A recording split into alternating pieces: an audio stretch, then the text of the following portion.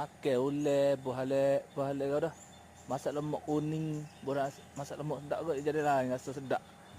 Lepas tu buat ulai, buah kabu, buah laksa. Buah laksa sedap.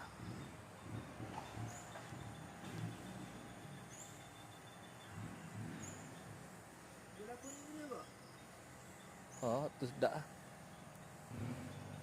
Tengah makan ulai amal tengok. Kesel dia.